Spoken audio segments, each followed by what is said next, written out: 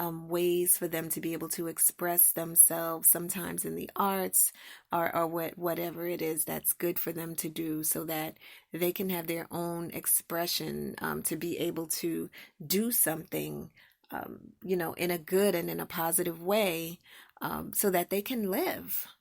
Yeah, so they can live. And I get it. Like I said, you feel like you just want to wrap them up and keep them away from all the meanies, all the mean people that are out there, that may be trying to hurt their feelings. And, it's important. That's why advocacy is important. Listen, everyone is not going to jump on the epilepsy support bandwagon.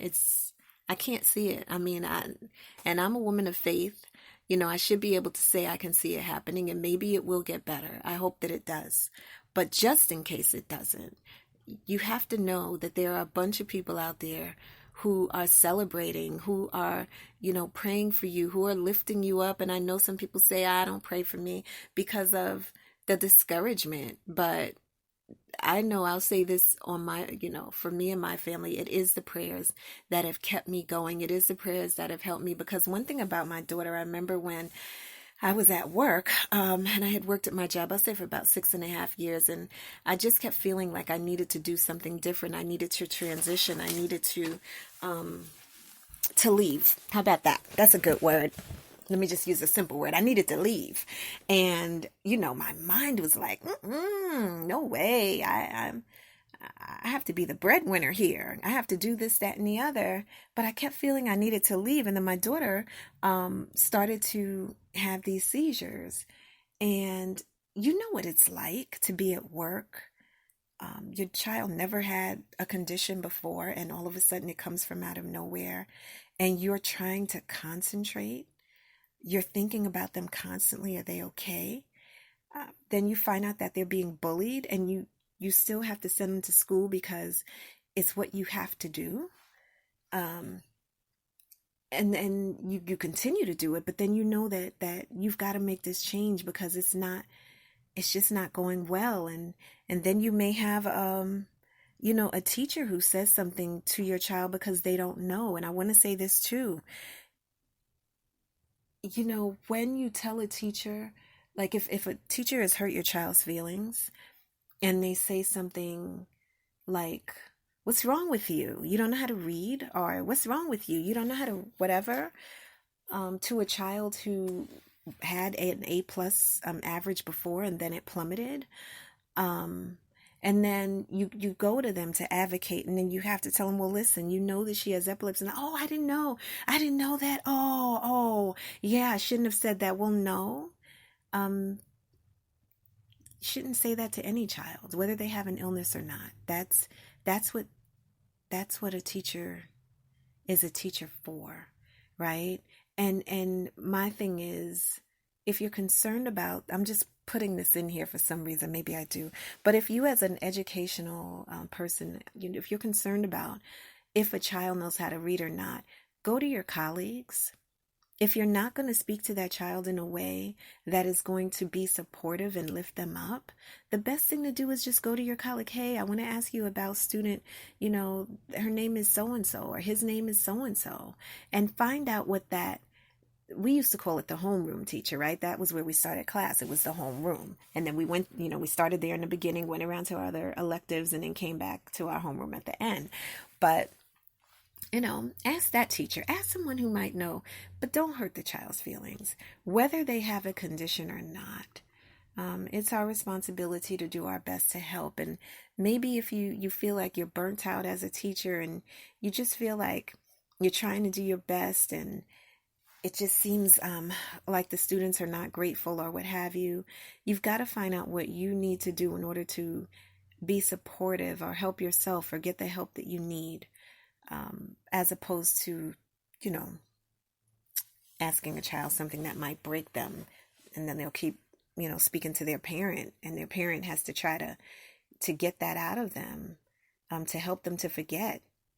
And so, my child did go through something when it wasn't so much, I did a lot of advocating in lower elementary, but when she got to third grade, things just kind of shifted. It was a new set of children and a new set of teachers, a new principal and everything. And they needed to be, so in transition meetings, it's imperative that the information is transitioned over to the next grade, especially when it's a child who has a special need, okay, an exceptionality, an illness, or whatever it is. It's important that that information is shared across the board, so that people know. But it's the same thing that I said before. If there's something that seems different, do not assume that it's because the child is not studying or that they cannot learn. Yes, I mean, us parents, sometimes we're like, come on, you have to get the work done, because that's what happened to us, right? But I'm saying, when they get to school, I know sometimes teachers have a lot of children, and, it's not easy to say, well, I can focus on this one child, because sometimes you can't. So what I did was a lot of volunteering. But I volunteered until I just noticed that my child needed that one-on-one support. I was trying to help a lot of the children in the classroom. And I noticed my child, what I was trying to say before also, like, she needed the extra support. Even when I was at work, I could feel it. And this is something I can't explain. Listen, we were attached by an umbilical cord. I guess I should be able to feel when she's upset or something, but I could feel it. And I kept thinking, like, how can I leave? Like, I have all these other things to do. And it's a decision sometimes that you may go back and forth with and feel guilty about. But when life changes, I don't want you to feel guilty. I want you to do what you can, advocate when you can, write emails when you can, put the necessary paperwork in place. It may or it may not be an IEP. It may be a 504, which gives your child more time to test. But like I said, we're going to talk about that, but I dropped that in there, this time. It might be a 504 because they need more time to process. Okay. And so just ask the doctor to fill out a paperwork for a 504 to give your child more time to take the tests. Because, I think that, like, I've had to speak to my daughter and say, hey, honey, talk to me about the seizure. Like, how do you feel? Can you talk to me about it? What happens? And the day that we've had those conversations, I think it's important for us to talk and to listen to our children. It really touched my heart deeply, because I wanted to know what she was experiencing. And believe you me, it wasn't anything like what I may see on the outside. There's something that's happening with a person who has an epilepsy on the inside, something that they're feeling, that they're seeing, that they're sensing while the seizure is happening, where I was like, well, do you hear mommy when mommy's, talking to you? And, I'm going to one day, she's ready to start talking about it. That's why I kind of get to do this even more. She's older now. And I said, hey, you want to advocate. You wrote this book, sweetheart. You want to finish this book. It was your idea. She took my computer and started. And so she's like, yeah, mommy. I said, what about the talks, on the podcast? She's like, oh, it's fine. It's fine, mommy. As long as it's fine with her, it's fine with me. All right. So that's what it is. So what else do I want to share with you before I get ready to close out? Let's talk about the first aid. And I think I might even talk about this first aid, the first aid steps, on most of these podcasts, just in case you miss it. And so if there is someone who is having a seizure, right, there are some things that we can do to help them out. Number one is, if it's in the classroom or not, and this is a family member or not, someone who is having this seizure, one of the first things that we want to do is we want to place them, depending on the type of seizure, but you want to place them on their side if they end up falling or are ending up on the floor, on the ground. Place them on their side. Make sure that there's nothing around their neck that is too tight. There's nothing that could be restricting their breathing.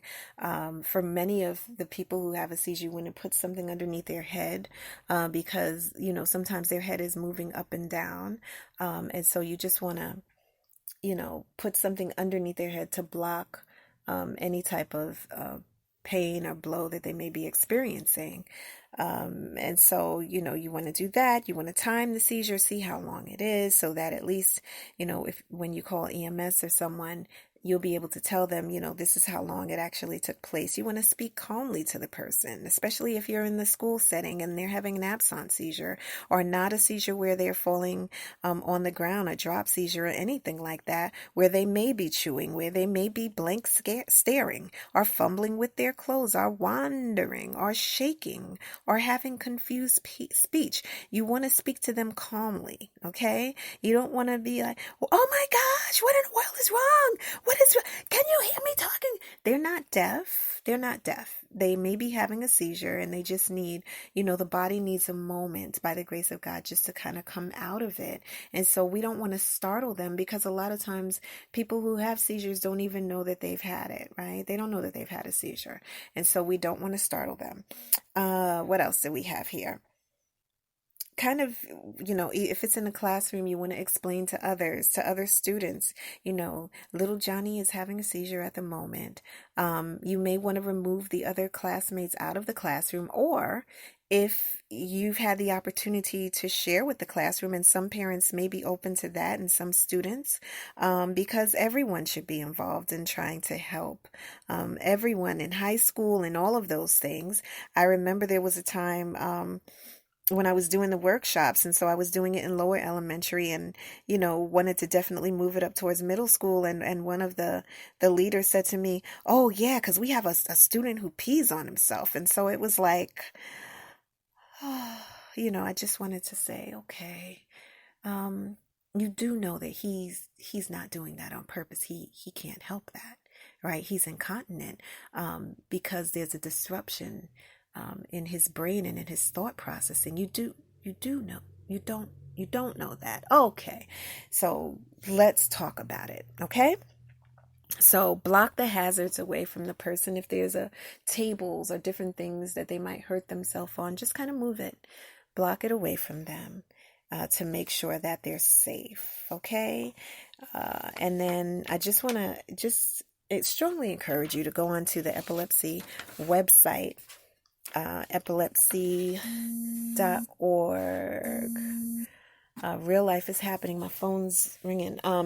So epilepsy.org, and go on there and learn and listen to the people's stories. These are very true stories of people who need to be and should be supported, encouraged, and celebrated as well. And if you feel like you're a caregiver and maybe you need some support, there are websites, there are groups that are out there. Maybe you have a teenager. On the Epilepsy Foundation's website, there is a group, I'm pretty sure there is, for teenagers to be able to talk. I feel like we need to do some more around younger children as well. Of course, let it be monitored, but I think that when they get into their tweens, I haven't seen it yet, but I feel like we need to make more opportunities for tweens to make friends with children who kind of understand, and those who don't, what it is to actually have seizure disorder. Okay. And then go on there too. Like, there's some really, really cute bracelets, medical IDs and different things like that you can definitely get for your loved one. And then what is it? Laura's, oh my goodness. I have to get that for you, but it's Laura's. I can't think of what it is, but she has some bracelets as well, but they're so cute, so fashionable. So yeah, it would be good. Lauren's Hope, actually, to go ahead and get that. And then I'm going to share some other resources with you and some other things you can do and some other foundations that can even help. I just thought about that. Yeah, because sometimes I meet people, don't mind me, who, there was a little boy who something happened with the insurance and he wasn't able to get his meds. And so I just thought about something that I want to share with the person who shared it with me. So, sharing is caring, everybody. Sharing is caring. And share this. How about that? And listen, I want to say this. I know, um, like I told you, this is not perfect. It's not the perfect podcast. So it's not perfect.